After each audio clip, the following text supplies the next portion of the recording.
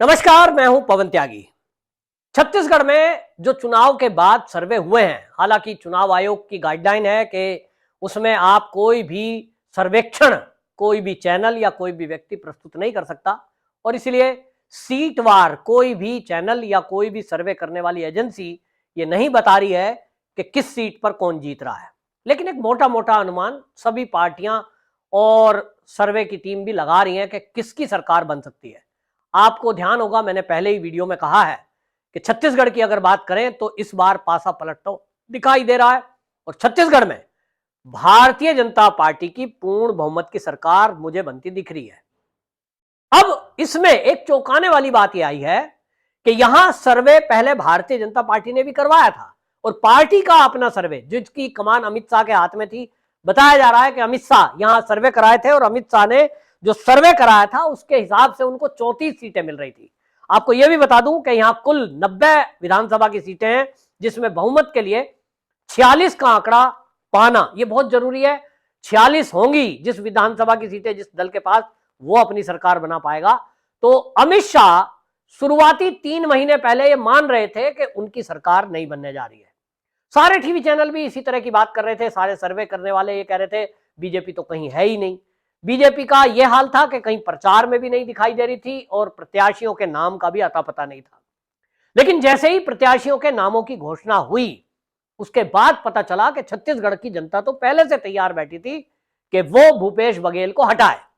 भूपेश बघेल की सरकार के चलते जिस तरह से वहां विकास के काम रुके, अपराध बढ़ा और सबसे ज्यादा भ्रष्टाचार हुआ।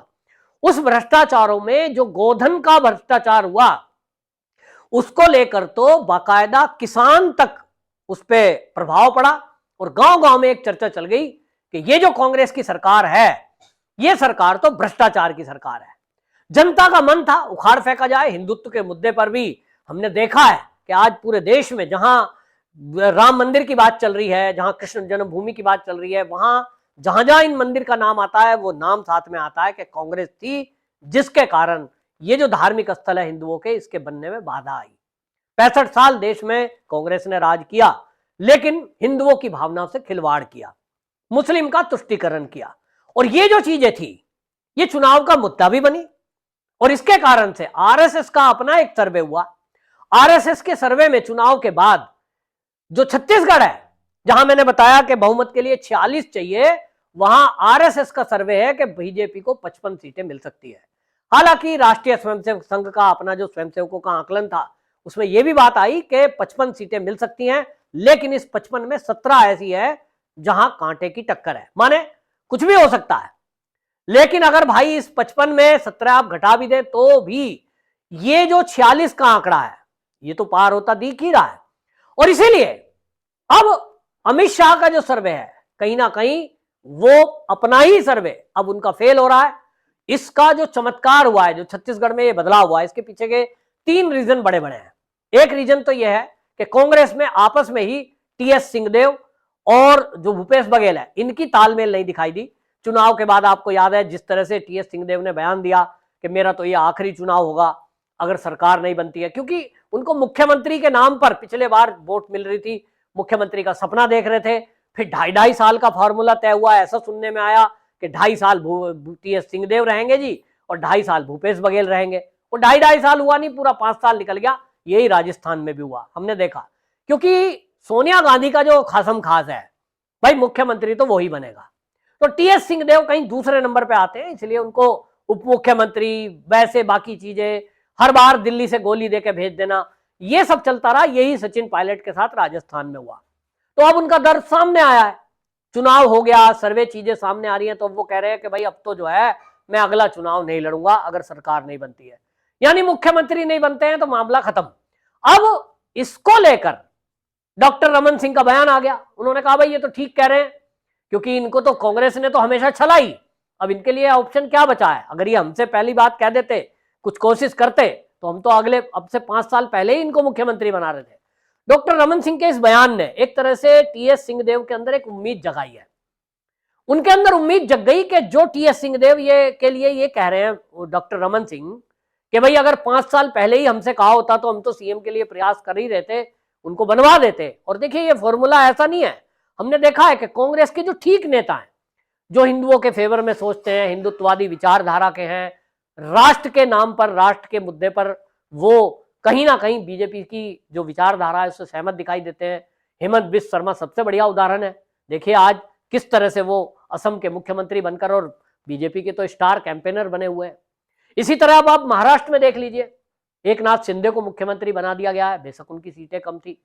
कांग्रेस में बहुत सारे लोग ऐसे हैं जो भूपेश बघेल के साथ जाना नहीं चाहते, तो टीएस सिंहदेव की अपनी एक छवि है, उसके साथ जाना चाहते हैं। तो कम से कम मैं समझता हूं अगर इसमें ऐसा भी रहता है कि 40 सीटें भी कांग्रेस जीतती है, तो अगर 40 सीटें जीतती है तो 40 सीटों में आप ये देखें कि जो टीएस सिंहदेव हैं, एक अनुमान के अनुसार ऐसा है कि 10 से 15 विधायक तो उनके साथ होंगे ही।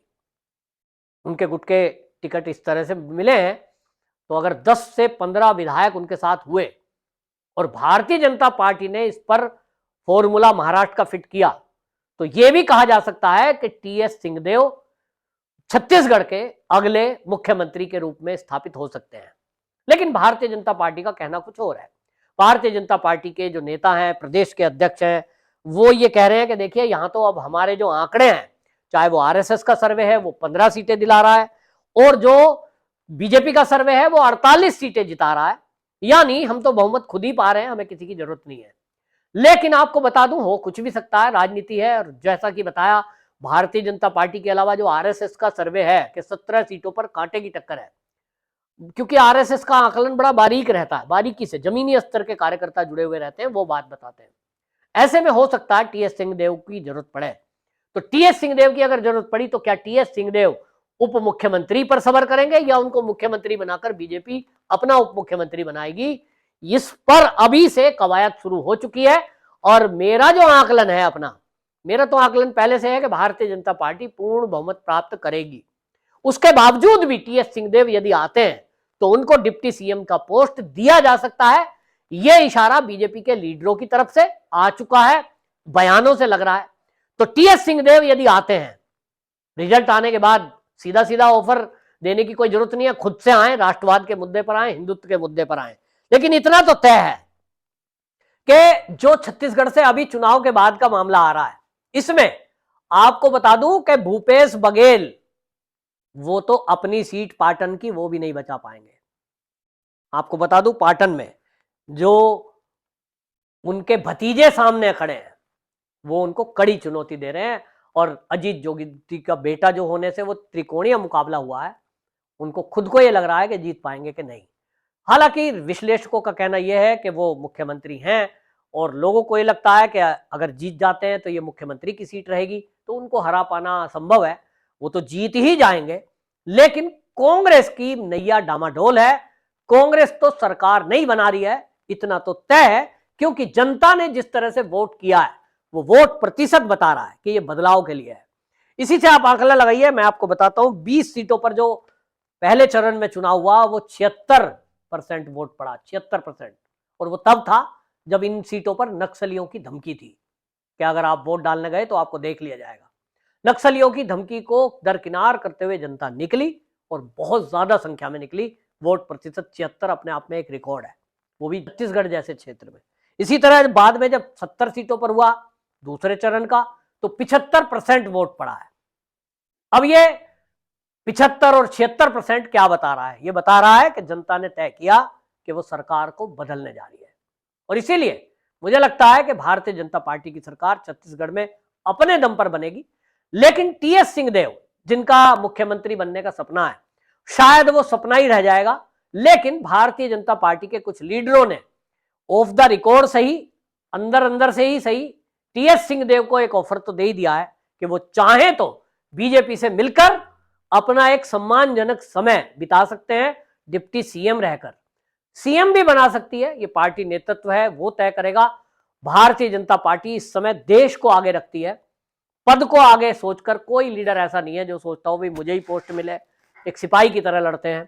तो आप देख लीजिए जिस तरह से देवेंद्र फडणवीस का आप त्याग देखिए महाराष्ट्र के अंदर, कि उनके पास सीट भी ज्यादा थी, जनता चाहती भी उन्हें थी, और उसके बावजूद भी पार्टी का जो आदेश हुआ उनके लिए वो उन्होंने पालन किया है। ये केवल बीजेपी में देख सकते हैं आप।